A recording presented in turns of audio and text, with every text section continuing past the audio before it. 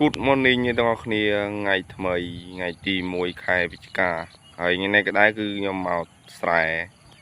មកមើលព្រោះមើលស្រូវគឺដុះធម្មតាទេអត់បញ្ហាទេហើយអានេះគឺជាថ្ងៃរះពីទិសខាងកើតបាទហ្នឹងហើយអានេះទិសខាងលិចខាងកើតអានេះទិសខាងលិចបាទគឺវាស្រែវាស្រូវរហូតរហេវភូមិគេមកខាងភូមិនោះទៀតហើយថ្ងៃគឺ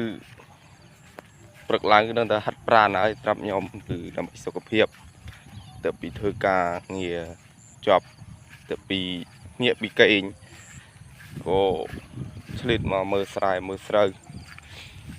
អានេះគឺស្រែបងជាដូនមួយគឺថាគិតល្អរបស់គិតដែរបាទឃីវនេះបាទគឺល្អមែនតើហើយអានេះគឺស្រែនេះអស់ទឹកហើយអត់គិតឃើញម្ចាស់មកដាក់ទឹកដាក់អុយទេបាទគឺថាអស់ទឹកលលីងតើងតែម្ដងបាទហើយវីដេអូនេះដែរក៏សូមផ្ញើជូនទៅដល់អ្នកស្រែគ្នាយើងបាទនឹងឲ្យបងប្អូនគឺថានេះគឺបែកហើយនឹងរោផ្លូវច្រូតខាងណាឃើញទេតែចិត្តផ្លូវហើយរោផ្លូវច្រូតមិនឃើញទេបាទហ្នឹង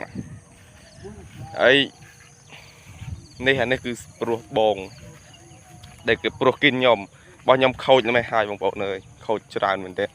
ខូចតាណា10នោះវាខូចច្រើនហើយអានេះគឺស្រែមីថនបាទមីថននៅភូមិខ្ញុំដែរហើយនេះគឺជាព្រោះរបស់ខ្ញុំបាទនេះបងប្អូនគឺខូចធំមែនទែនអត់អុយទេប៉ុន្តែយើងដាក់ជីទៅវាអាចរីកគុំមកវាណែនហើយខាងនេះគឺខូចបន្តិចទេចាំតែយើងដាក់ជីមកយើងជុះបានហើយបាទបាច់ជីវាបាច់អុយមកបាញ់ថ្នាំប្លូតវាបន្តិចមកយើងអាចជុះបានហើយតែសំខាន់គឺខ្ញុំជុះវានោះសិនហើយវារួចហើយវីដេអូហ្នឹងគឺមានតែប៉ុណ្ណេះដែរបងប្អូនទាំងអស់គ្នាបាទគឺបើស្រឡាញ់ចូលចិត្តវីដេអូខ្ញុំបាទក៏សូមជួយចុច subscriber ឲ្យ share channel ខ្ញុំនេះមួយ comment នេះមួយផងបងប្អូនឲ្យ admin មានកម្លាំងចិត្តផុសវីដេអូរៀងរាល់ថ្ងៃមួយថ្ងៃមួយថ្ងៃពីរមួយថ្ងៃ